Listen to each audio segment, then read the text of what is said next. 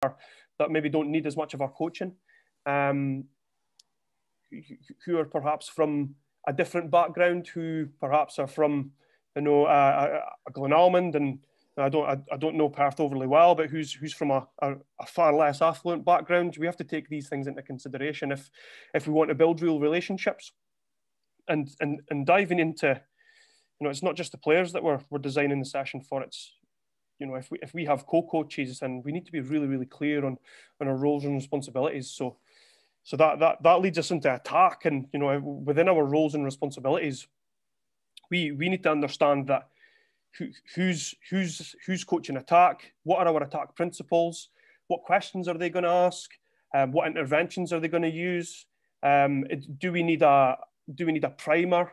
So a primer for me is something that slows down the training session a lot more and looks at the detail of what we're trying to achieve within our game, because really the session should be based around the game. I don't think our kids play anywhere near enough. And Heart of Midlothian did a really interesting survey a few years back, and they've got a project out of it called Play the Game program, and it's based around creating lots and lots of games that are going to encourage playground games, informal games. It's street football, and I know Scottish Rugby did a project on street rugby quite a wee while ago, and it went down like a lead balloon. But that comes down to education and empowering the players in the first place. And if I move on to when, you'll see the third down there is COVID guidance, and now when we're looking at one-to-one sessions, or we're looking at small group sessions, maybe a little bit in the future, it's a really, really good opportunity to look at training slow and look at training detail. And what I mean by detail are running lines, are technical deficiencies that we can maybe fix. We're looking at vision decision. We're looking at where a player's eyes are when they're going to catch the ball, and all these things are going to help them get better at the game. So if we consider how we deliver all these things, there's so many different ways to do it, and I think when it comes to session planning, if we have a set template within a session plan, we're restricting ourselves a lot, because there's going to be a lot of opportunity to change things up, and like it said right at the very start, there's no right or wrong in rugby as long as you can justify it. And that might be as simple as saying, I want to do some shuttle passing tonight, and that nowadays with all the game-based stuff, that can be really frowned upon. But if we're able to justify it by saying we need to build confidence within our hand catch, that's good enough for me to just roll on. And if you consider the different approaches that different coaches have, and do we go top down, which is throwing the ball, let them play, wait for opportunities to coach, or we go bottom up where we build a foundation, we build the skill, and then we stress test the skill in a game. And look at there's everything in moderation. But for me, the most important part of why we train is to create good habits, to improve at the game, and the only way we improve at the game is by playing the game. So moving on to a bit of stuff that I've used, and I'm gonna speak a lot about Highland, because we had a lot of success at Highland, and the numbers were great, and we were able to implement an approach that I can guarantee is going to make a real lasting difference for a long time up there. And everything was based around playing the game. So we ended up after 3-4 years, I think I was there, we had super skillful players, but our problem was then, we were getting absolutely bullied physically, because we didn't really focus on physical development, and our players didn't really take the lead in focusing on physical development. So then we had to try and implement that into our sessions, and that's really difficult when you only have them for an hour and a half a week. Now I'm unsure when and how often you guys train, but I think when we go back, if we're able to implement an approach that allows the players to play the game a lot, they take ownership of that.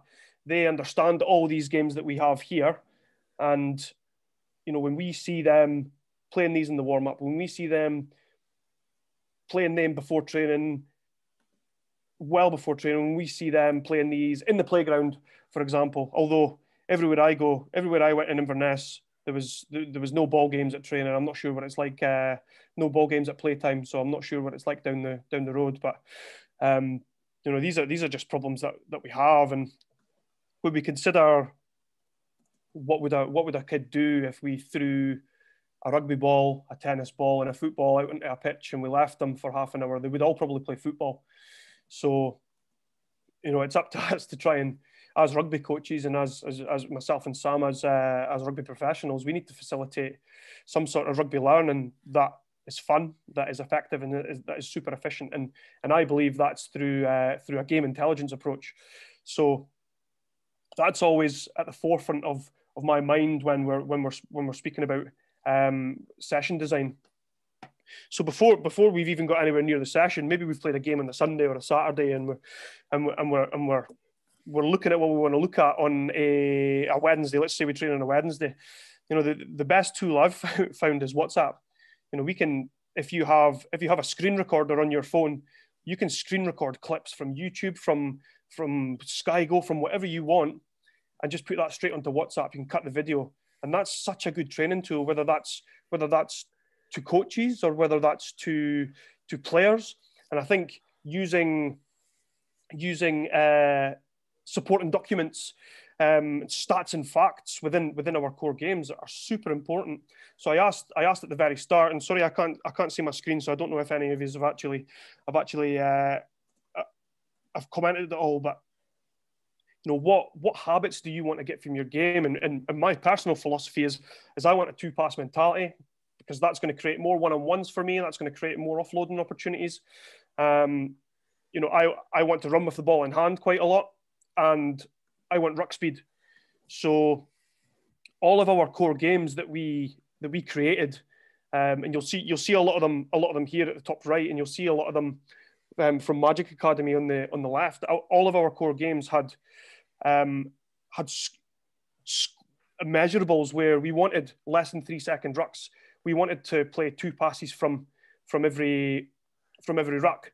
And then on the flip side of that, we wanted to stop defenses in 2 passes, and we wanted to reset back into the defensive line in less than 3 seconds. So these were all measurables, and we were able to measure work rate, our ability to play to space, or 2-pass mentality, or ruck speed, and the tempo of the game. And the more and more we played these games, and they were a part of our session, and we reinforced these habits and these principles that we had, the more automatic they came. And Arsene Wenger talks a lot about automation within Arsenal. If you remember Arsenal under Arsene Wenger, it just looked, it was so beautiful, and everyone was so automatic. And I really think he was onto something there when he talks about automation. The more people do it, the more automatic it becomes, and the more their subconscious has to take over. So when we're considering things within our session plan,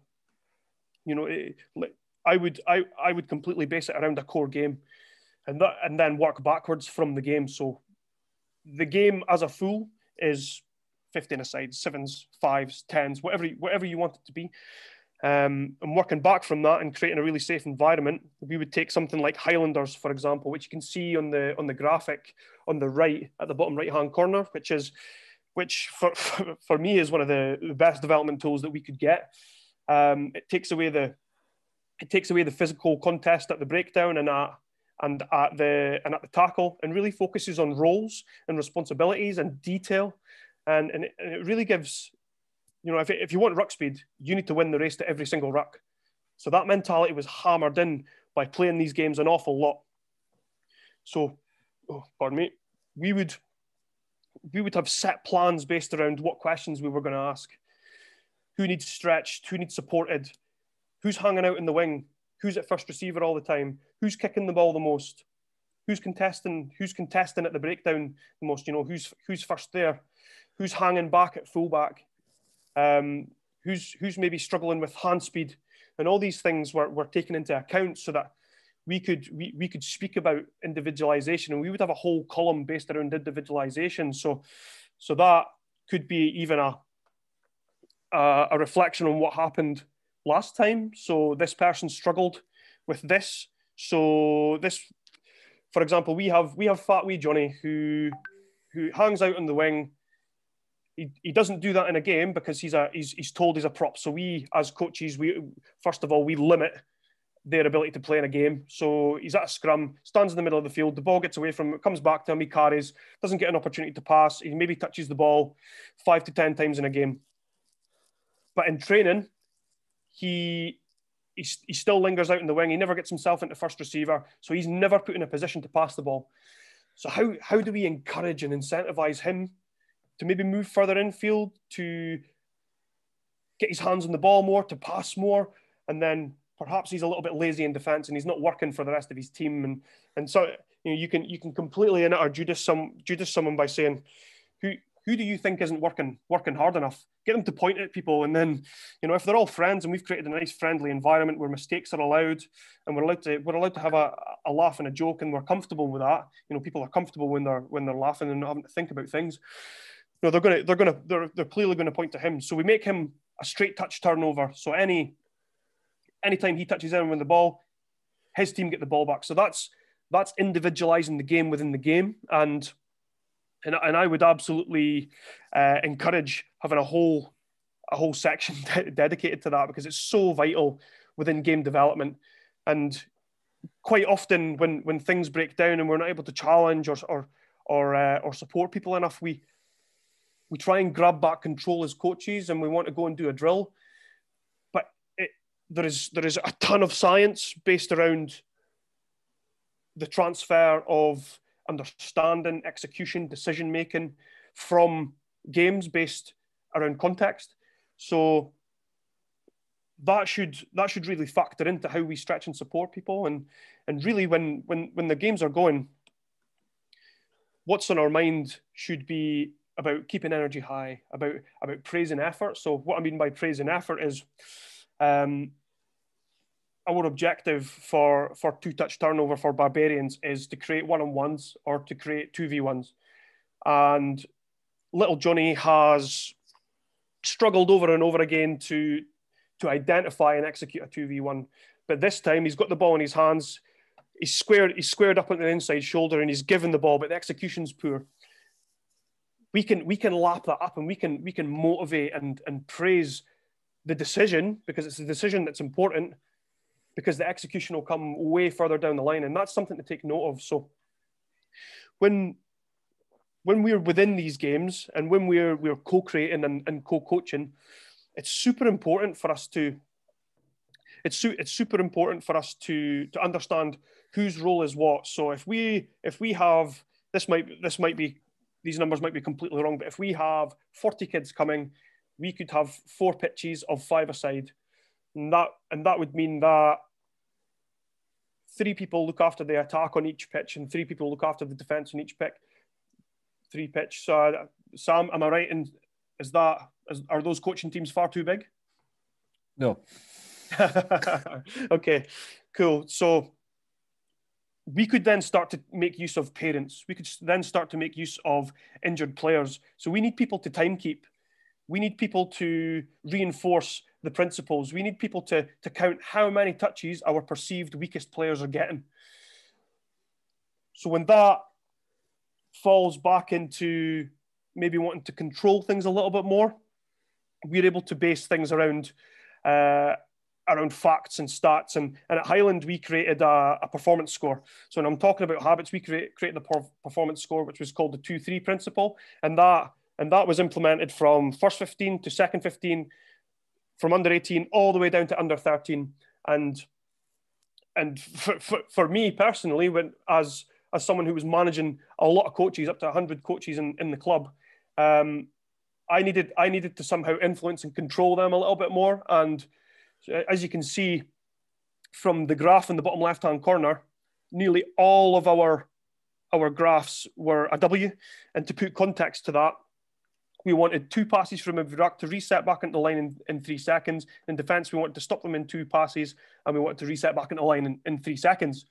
So we were able to inform our practice based around what the stats were and what the facts were from the weekend. And we let our our players measure that. So they loved watching themselves. And quite often when you have kids watching themselves, they only watch themselves. So the rest of the game is completely useless to them. Whereas if we say, for example, you've got Coach Logic, is that right, Sam? Yeah, we've got it. Yeah. You've got Coach Logic. So, let's split things up into 5 minutes. So each player gets a 5-minute chunk where they measure how many two passes we get from a ruck, and the statistics say that the more we pass the ball, the more space we run at, and if our two-pass score was down for the week, we know that we haven't passed the ball as much as we want to. And if we consider that within our practice on a Wednesday night, that would mean that I want to play a game with a first receiver touch turnover or a first and second receiver touch turnover every single time to up our passing, to show lots of pictures that our players are going to see in a game.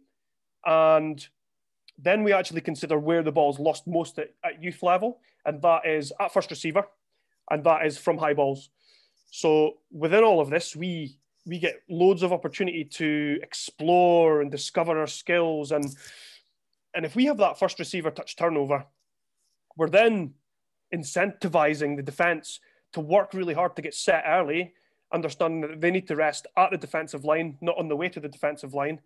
And they're going to get off the line knowing that if they make a touch on first receiver, they'll get the ball back. So we're constantly testing our skills within context, because that's going to happen in a game. And if we look at 3-second rucks, that's easy because we can just measure that. And if we have plenty of coaches, we can have someone there who's measuring 3-second rucks. So on screen are some of the things that we use to inform our practice to tee up. So the one on the far right is something that we used for our senior squad. So first, seconds, thirds, under 18s, under 16s. And we had really basic principles based around, here's what we do when we attack from the touchline. Here's what we do when we attack from the 15-meter line. Here's what we do when we defend from the touchline. Here's what we do when we defend from the 15-meter line. Just simple things like that. And we began to see these principles reflected in our games. So let's use an example of Barbarians two-touch turnover, where if we get touched once, we can keep going, but we can't score. And if we get touched again, it's a turnover. For us to be successful within that game, we need to really narrow our spacing in defence, use the touchline to box them in. And when the attack only have one way to attack, we can go harder at them. So every team wants to go hard off the touchline. And with these principles that we were using, we were able to link that to our performance score to inform what we should be doing and what was maybe lacking a little bit more. So a lot of what we were doing was reactive, and a lot of what we were doing was based around the season plan, which I've spoke to Sam about it before. We went monthly with attack to defense, defense to attack, kick defense, just stuff like that, where we would always include one of these things within it. And our volume of running was absolutely massive, and we were very, very lucky because I was able to talk the club into buying 20 GPS units, and we used them Tuesday, Thursday, Saturday without fail. And it was at first it was a real novelty because we were able to keep increasing our volume and keep informing our practice about, cool, we're getting this much volume from this game. But then we started to really understand that Stevie is notorious for not telling us when he's injured. He usually runs 9K on a Tuesday session. He's only run 3K on a Tuesday session, but he's still saying he's okay to play on a Saturday. So this is real statistics and facts that allow us to go to him and say, you're injured, aren't you? And then he's got no comeback for that. But again, we were in a really privileged position to do that, and we got a lot of good stuff out of Sport Scotland. And I think a lot of that was based around the geography, because they had no one else to support really. But we wanted to make our session plans really, really interactive. So looking at the screen here, we shared these with the players every single time, and it really started a lot of good conversation, and we really started to understand that rugby is completely a problem-solving game. And when we frame it as a problem-solving game, it's such a more attractive game to players, to parents, to teachers, especially who maybe struggle with the contact part, but they believe that is the only part that they need to do within rugby. So when we strip everything back, there's obviously a real need to do contact. But the single most important aspect of rugby for me is game intelligence. And being for the Borders, growing up, you would hear a lot about, Christ, he can pass, oh Christ, he can tackle, he can run, he can hit. And then that would be followed by, but he's got no rugby about him. And that would be completely based around game intelligence. Do you know how to play the game? Do you know where your catch and pass fits in? Do you know when to kick the ball? Do you know when to pressure ball? Do you know when to fold around the corner? Do you know why we're kicking long with a wind? So little things like that analysis is really, really important for. But at the same time, we're going to work these things out within our sessions. And early on in my time with Highland, we played a lot of large-sided games, and it quickly became obvious that these games were really, really exclusive. And what I meant by exclusive is the same people were dominating the ball, the same people were touching the ball, getting far more touches than our other players, and that told me that these players don't need coached, but the players who need more support need a lot more coaching. So we started to focus on that, and we started to focus on challenging these players within games and giving them targets within it, and that would be based around teeing players up. So if Sam hasn't already told you, get onto London Irish's Academy Twitter and follow. Is it Reese? What's his name, Sam? Reese Davidson, by any chance? Was it Davidson? Reese Davies. That's his name, and he has just got absolute gold there around different games that are going to create different tactical problems. And I value decision making so much, and in my role as batch development officer now, the program that I'm trying to roll out for Edinburgh Aki's minis is, like I said, based around the game intelligence approach, but the aim of it is to create really, really, really good problem solvers who can play the game themselves. Because how many of us have been to a festival and all you hear is pass, tackle, and even worse, if you go to a football game, you have people shouting instruction at you all the time, and when we do that, we take away that player's ability to make a decision and push on 3, 4, 5 years time. If we're not able to make decisions for ourselves, we haven't prepared them for their next step in rugby. And being able to read the game, being able to anticipate, being able to understand how to create space, being able to understand how to attack space, how to buy yourself time when your number's down in defence, and then go after the ball and when your number's up in defence is super important, and things that we should absolutely implement into our session design. Is that all right? There's no questions about that yet, is there, Sammy?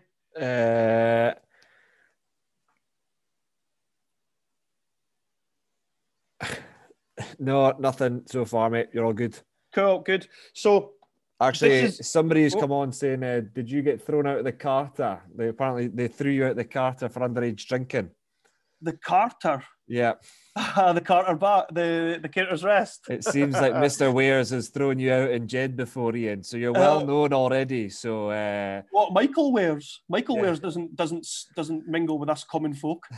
he does with us, so yeah, let you crack on. But no, nothing so far on that, my man. Cool. No, great.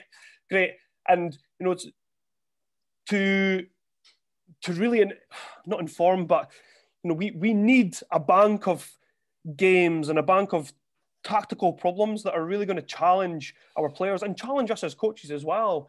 So can I just jump in? What I'll say, if you don't want, I'm going to have this recorded. So anything slides wise, if you don't have photos, don't panic or don't worry about scribbling. We'll send out a link to it so everyone's got it available. So yes, just sorry, feel free to listen in. I'll send out a Google Drive link with all of these as well if you want them. And but Sam, you'll have to remind me to do that because I'll definitely forget. So something that I've found which is a really good way to gauge where our team are is looking at our matrix of complexity, and that's a really fancy name for just saying some games are harder than others and some games are better, are more challenging to solve the problems. So I've used this, and I love using multi-directional games as warm-ups because they're fun, because we can focus on our catch and pass, our spatial awareness. And then I came up against something that I never ever expected at Highland, and we played a multi-directional game, and we've been really successful leading up to it. And a lot of the players after the game started to. So we asked for feedback. We had a board hanging on the wall, and people would mark the session from 1 to 3. So 1 for poor or they didn't like it, 2 for it was all right, and 3 for loved it. And the feedback that was coming back was that, look, why we play in multi-directional games? It doesn't, it's not like the game. We can't pass the ball forward. And I was like, whoa. So these guys have now moved on to a level where they want constantly challenged, they want to constantly problem solve, and they want to constantly be asked to solve these problems. So we would play a lot of 5v5, 7v7, where our objective for those games would simply to let the game be the teacher. So the conditions in the game would teach them all about it, because when you've been touched and you have to turn the ball over. When you've been held up for 3 seconds and you have to turn the ball over. And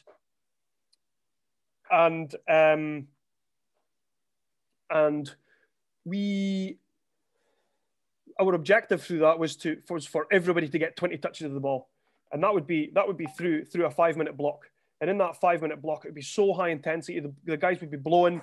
We would be mimicking movements like getting up off the ground, line speed, a kick chase, where we're just working hard for 5 seconds. And we would vary the size of the pitch so that, the smaller the pitch is, the better your detail has to be around running lines. So if we consider an under 15s age group and we've told them that they're not allowed to kick in this game, but we're still 5v5, there isn't an awful lot of space to create there. But in the game, there's always going to be someone in the backfield. And if there isn't someone in the backfield, that is space that you can exploit. Whereas when we're training like that, it's always wise to have a kick option, because when we kick, we then in turn work on our kick chase. And again, it's an opportunity for us to teach the game. So what I'm seeing at Edinburgh Accies is a lot of coaches misunderstand what coaching is, and I believe that as coaches we should reframe it and talk about ourselves being rugby teachers, because we are there to teach the game. And when we teach the game first, we're going to keep kids in the game for a lot longer, and we're going to increase our pool of players who make it to the elite level. And that's not to, I'm not saying don't play games, because we have to train fast. And what I mean by that is, it's chaotic. We're stress testing our skills. We're really putting pressure on our players to self-organize under fatigue.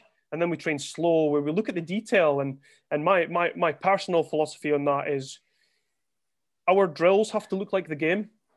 And if we need to use shields because we've maybe had a physical couple of weeks, then we use shields for that. But otherwise, we value getting our feet in close to the tackle. And even if we're playing touch, you can get your feet in close to the tackle. Getting your feet in close to the tackle means getting your head in close to the tackle.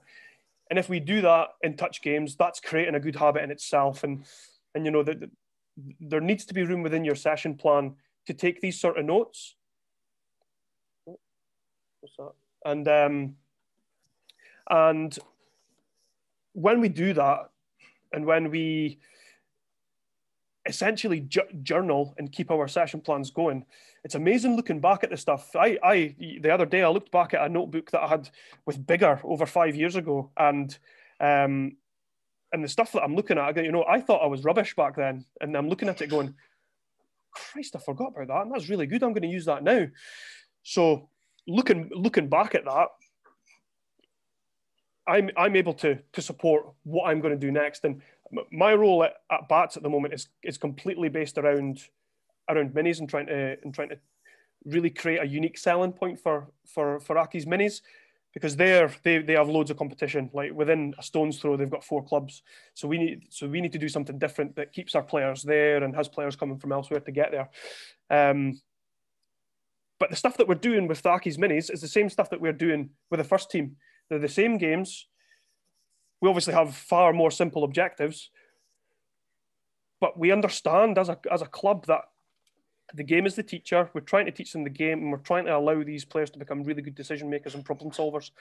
And I would just be really wary about having too many of these games included in your core games.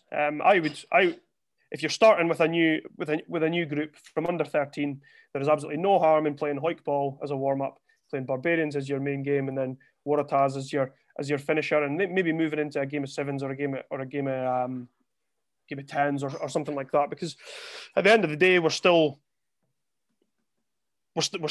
training to get better at the game that we're playing, which under 13 is 13 aside, if I'm right. So we need to do that. But something I've found really, really effective is I don't know how many of you are football fans, but Marcelo Bielsa, the Leeds coach, he does something called Murder Ball, which is just 40 minutes non-stop football where they're absolutely burst. There's no stoppages. So as soon as a ball goes out of play, a coach throws a ball in, and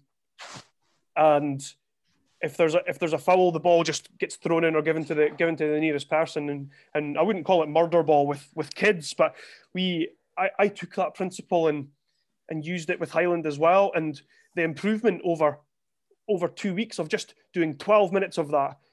So fitness wise, we were getting super fit within context of the game. It was really specific fitness, and it wasn't full contact. It was completely grenade or Highlanders, where if there's a touch, we go down, we roll forward, we keep momentum, then we work really hard on the ground to place the ball back. And if a defence can get 2 hands on the ball, if they can win the race, essentially, they're going to get the ball back. And what would happen there is we'd have coaches in different areas of the field, and whatever area of the field that play was at with them, they would be close to the ruck. And if it was a turnover, they would just roll the ball to the opposite team. So if I was designing a session plan now, it would always be based around who's leading this game, who is motivating and dropping buzzwords for the defence, who is motivating and dropping buzzwords for the attack, who's keeping time, who's counting the touches, injured player, for example, who is even a parent, if we link in with the positive police, because it's amazing when we're relentlessly positive, and it's amazing when we're really accurate with our chat, how good things get. And that person who's game coaching, we should always have a couple balls. If we want to keep flow of the game, have a couple balls. And something I found to be really, really useful was setting a time clock of how long coaches could intervene and speak. So usually it was 2 minutes. So if we consider we're training for 60 minutes, the coaches can only speak for 2 minutes. And our messaging got so much better over that period, just because we had a real time constraint around it. And look, the sessions should be the kids' best time of the week, but it should also be a coach's best time of the week. And when we consider having a real holistic approach to how we approach training, and how we approach preparing for training and then going into a game, I think it's absolutely priceless, and it really changed. It really changed my outlook on training, because I love it. I actually began to began to enjoy training far more than actually playing the game, which brings its own challenges because a lot of other boys at Highland did the same. And I think that's really reflective on when we play away with every age group. So we have 40 kids available to play at home and 18 to 20 kids to play away. And, you know, a lot of that is down to the fact that it's generally a 12-hour round trip away, or the game, a lot of people are religious there, so they've got church on a Sunday, and the geography is massive. They travel from Ullapool, from Kingussie, over from Elgin. So I know it'd be, when my boy starts playing rugby, it'll be great for him to go away for 12 hours and me and my wife can spend some time together. But moving on from that, and again, I'll send all this over. We don't necessarily have to focus on playing different games all the time. And something that I've had real success with, particularly at a really young age, P4s and P5s, was taking one game, Barbarians Rugby, which is 2-touch turnover here, and evolving that game and progressing that and just adding layers to it every time we go. So I think something that's really important, particularly for younger kids, is that we maintain 2-touch, because we need lots of success. We need to fill up their emotional cup as much as possible. We need to keep them motivated. We need to keep praise high. And if they're scoring a lot, they're going to love it, because that's what everyone wants to do. And when we get that, we can then bring in on the second touch, we go down and we present. That's a teaching opportunity for us. We then have the opportunity to teach them about ruck defense, teach them about ball presentation, teach them about the bullet and the clearer, teach them about scrum half clearing the ball, teach them about line speed, teach them about covering the backfield, teach them about space and all these different things. And we can take that into account within our session plan if we look at our differentiation, potential questions that we're going to use. And then we just keep progressing that. And you'll see that there's lots of these games just included within the one game. And by the end of it, what we're looking at is something where the players have to make lots and lots and lots of decisions. And if we just resist the urge to give answers, and it's something that I'm really bad for, particularly within Coach Ed. So I ask a question and I get really uncomfortable with the golden silence, as some coach developers call it, where it maybe lasts for 5 seconds to 10 seconds, and I'm not willing to let that golden silence go, and I give the answer. So I'm getting really good at considering when I should be talking and when I shouldn't. And there's an acronym called WAIT. So why am I talking?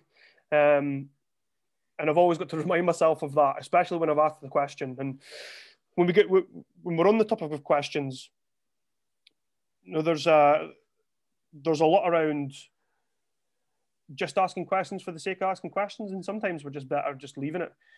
So now I was speaking to Sam beforehand, and you know, we're talking about the what are the 3 key points of an offload, for example. And then when we're done our session, we go and we try and recap what are the 3 key points of our session. And no, those things are completely those are technical points.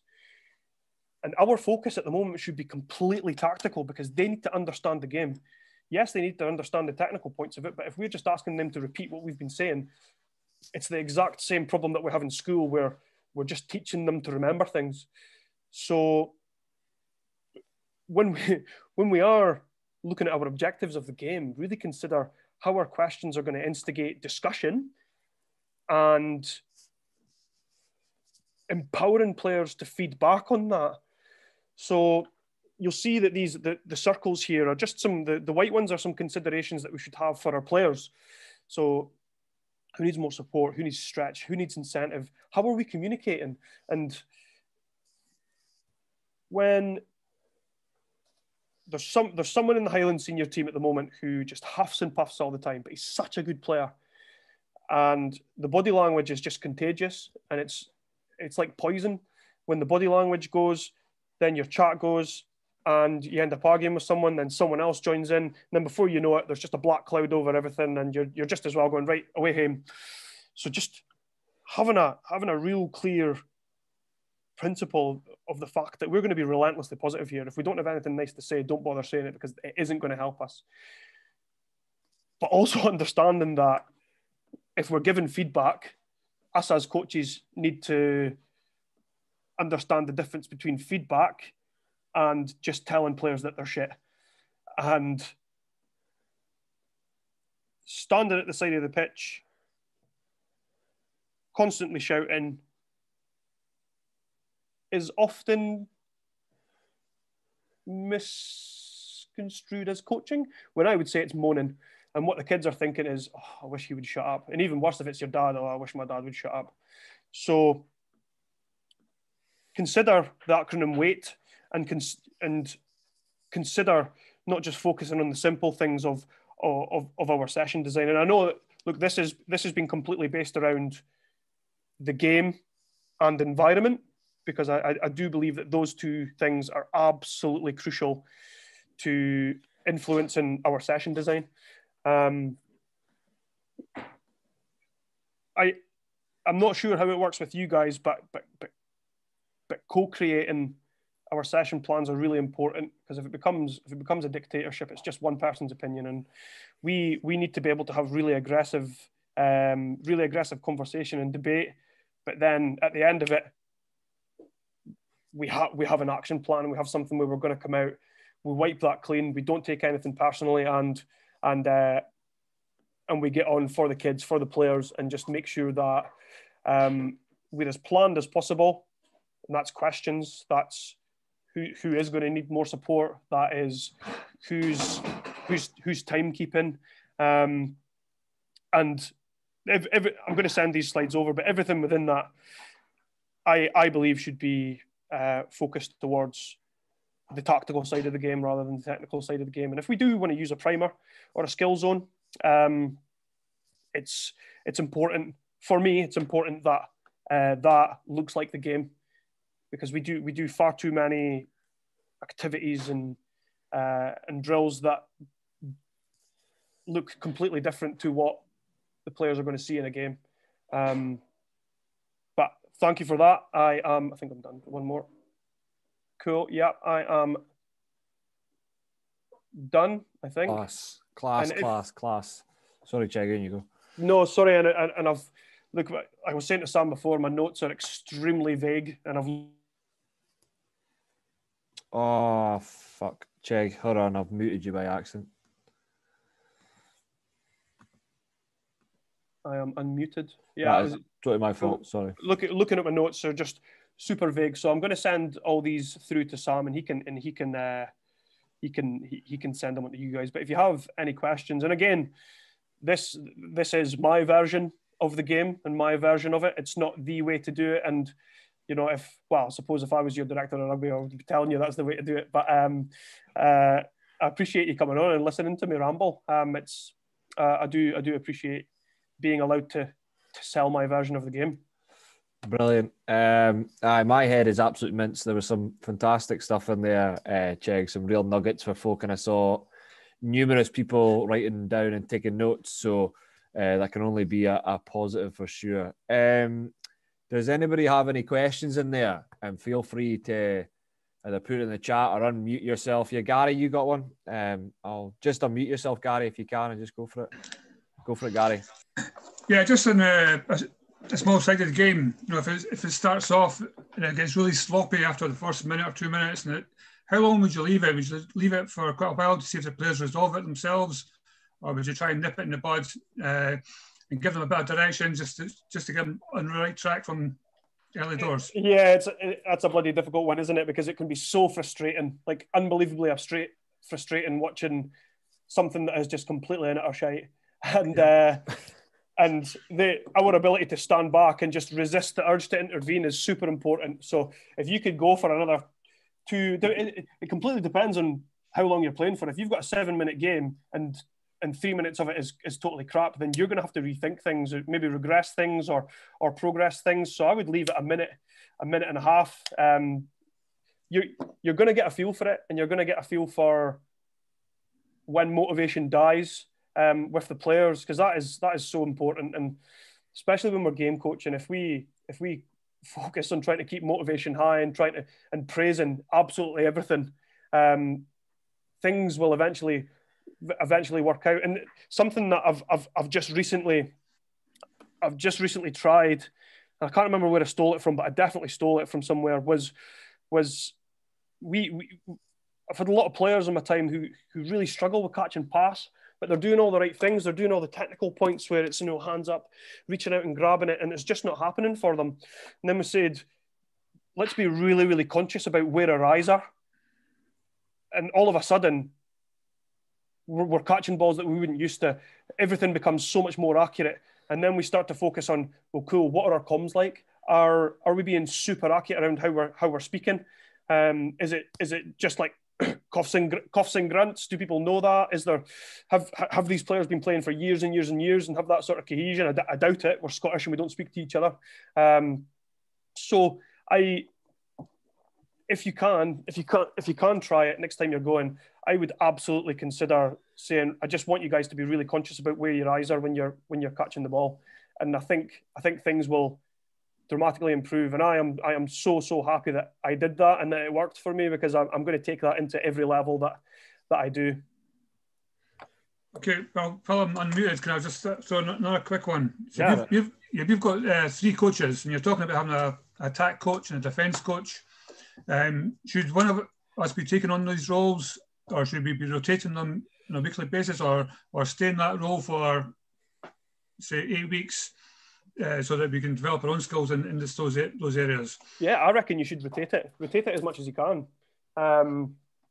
There's obviously, when you get to senior level, you're going to have people who want to specialise at that, and that's fine. But I think until then, there's so much to learn with that. So I like the idea of rotating it every 8 weeks, or even just going week on week, because you're going to have the same principles in defence and attack and transition, whatever you want. And one of the best things I did that helped me was make those graphics, which was, we're gonna do this from the touchline, and these are the principles, and those were just reinforced. So we wanted to, in defence, we wanted to be super aggressive in our line speed, but super narrow in our spacing, so that we could get double shoulders on all the time. And what I'm looking at there is how hard people are working to get set early, where their eyes are. And, we defended a little bit different, because our trigger was the ball. And now I would do that everywhere I go. So we would ball scan, and then have a look at the ball, because our spacing would be relevant to our position on the pitch. So if we have a touchline, we're defending from a touchline, we're going to leave the furthest away part of the pitch free. And we're going to be super aggressive within that area and get off the line. So those are the things that I'm going to be constantly using as buzzwords. Get off the line, reset, check. So like I simplify things to a positive and a negative. So if we have a positive defense, we're either numbers up or we have similar numbers. If we're a negative defense, then we're numbers down, and we're going to need to check our feet and let them move to the touchline. But when they're at the touchline, that gives us we try and slow that ball down. It gives us an opportunity to regather, and everyone uses the same building blocks now. They play with a 3 off the touchline, and if we can read that, and we can have a look at and learn their calls. Most of all, if we hear a bull, and that's a pod of 3 off 9, then we just get out there and win that collision. We're not really focusing on a lot of technical stuff. We're just saying, we need you to just go hard for us, win that collision, make them come back on themselves, buy us a bit of time, so that next time we're flying off the line again. And those little buzzwords are so important, especially for kids. And when we flip that on our head for attack, we're looking at width, we're looking at supporting the ball and the space the ball might go to. So we can't be too structured around how we support ball carrier. I think because generally we would say, we want you to be directly in behind or in a diamond shape, and it can be so different, especially now. So, a one-handed offload is a skill.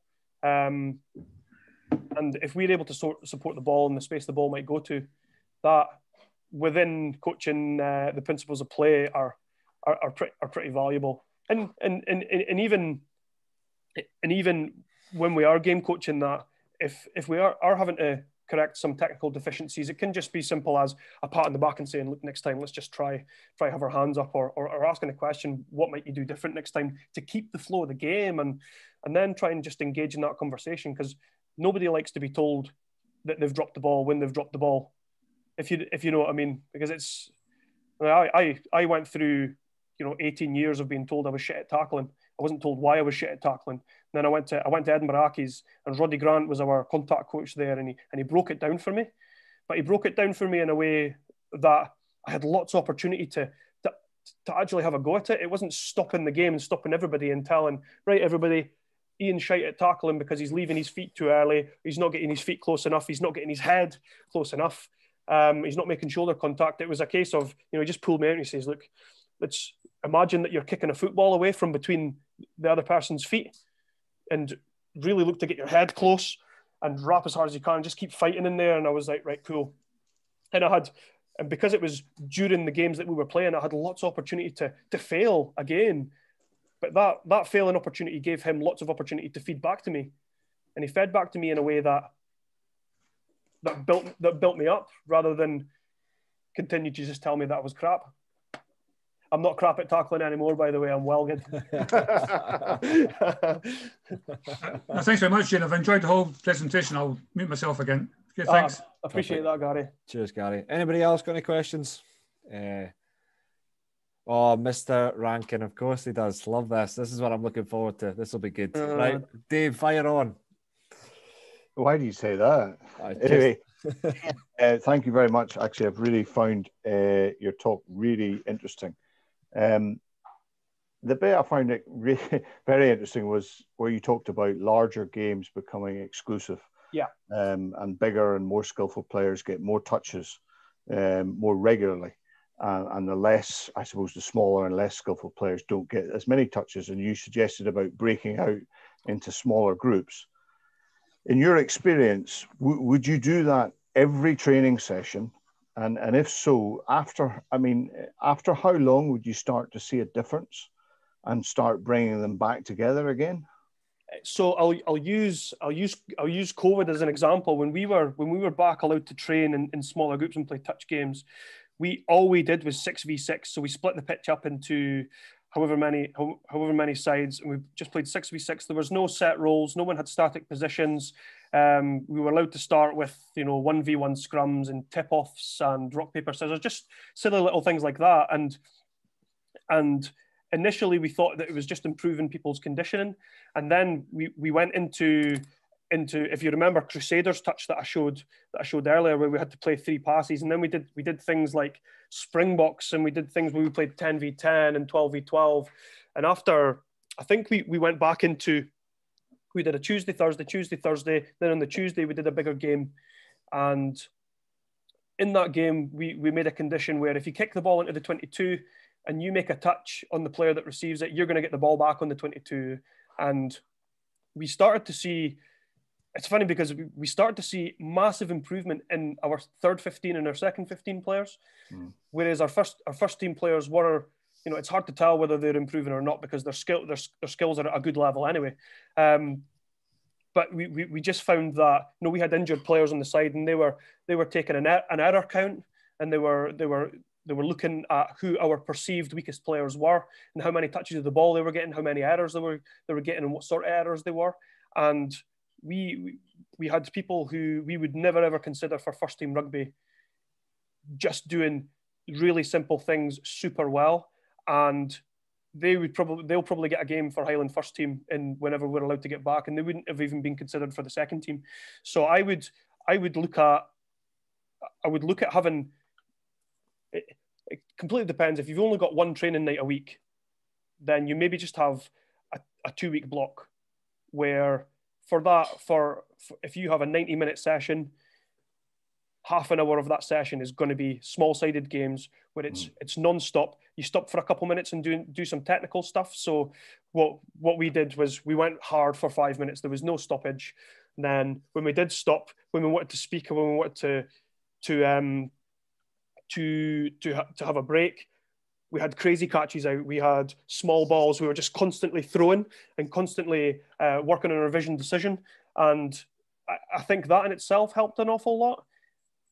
But the ability to make good decisions when fatigued absolutely came from our smaller sided games, and having lots and lots of touches of the ball and getting lots of opportunity to fail was massively important. Okay. Right. Does that answer your question, or does that just create more? No. It does help. It does. I quite like the way where you structure it and you say, well, take it in blocks and work on it, and then bring it together and see where you are, and then maybe break out again and work on blocks. So that's helpful. You have to train fast and you have to train slow, because the game is fast, and if you train at a much faster pace than the game's going to be, the Saturdays are going to become easy. And you have to take into consideration that we live in Scotland and we play a game in the winter. So in January, a pissing down night, we don't want to be standing around training slow. We want to say, right, we're going to train for an hour, and it's going to be an hour of games, and the conditions are really poor, but we might play like this on a Saturday or a Sunday. So we have to adapt that. And if we're honest with ourselves, hand catching on a really horrible day where you can hardly see the other players' shirts isn't viable. So would I rather people use their chest as a third point of contact and saved us having another scrum and tiring my front row? Absolutely. And if you look at the likes of Aaron Cruden, and if you look at Matt Giteau, all of these guys, no matter the weather, they use their chest as a third point of contact. So they're catching the ball in their hands, but they're taking ball here just as a little bit of comfort, and they're still able to move the ball out. So I think those things have to be taken into consideration as well when we talk about conditions. And my personal philosophy on that was, if it's a crap day, and it's always windy in Inverness, if it's a crap day, we have to get a little bit narrower and a little bit deeper, because lots of little short, sharp passes are going to beat the men. We want to get defenses chasing, and that comes through building confidence, simply through playing lots of small-sided games, and then stress testing that in a bigger game. And if we need to use a primer, which was looked at detail, which looked at maybe hand catch or running lines or movement patterns, then we would do that, and we weren't afraid to have everything in moderation. Cheers, right. Dave. Thank you. Iain. Really good. Anybody else? Any other questions? Iain, go for it. Just a quick one. I was thinking about your Bielsa murder ball scenario. I don't think my knees will be able to take squatting at the side of the pitch while we're doing it. You need to get yourself a little cool box then. Anybody else got anything? Feel free to fire on, or if you don't have any questions and one comes up, then Iain, you've got multiple, if not all, social media channels. Yeah. And if you want to come through me through that as well, I can easily fire on questions to him. Anything from anybody? Give me a foot. I'm gonna choose now. I'm a Hearts fan, so the Roman Ovira. That's my Twitter handle. If you want to follow me on Twitter, it's all rugby and dad stuff. Anybody else got anything? No. Well, gents, thank you all. Gary, do you have another one? That's a quick one. It's more to you, Sam. You mentioned coach logic before. It's not something I'm aware of. Is it something I should be aware of? No, not at the moment. No, it's not. No, that's all I need to know. Then. Not a problem. Not a problem. Don't worry about it. No dramas, mate. But no, Jez, you got a question? I was to say, taking your upbringing down in Jedburgh, playing rugby in Jedburgh to start off with, gives you a more aggressive way of playing rugby.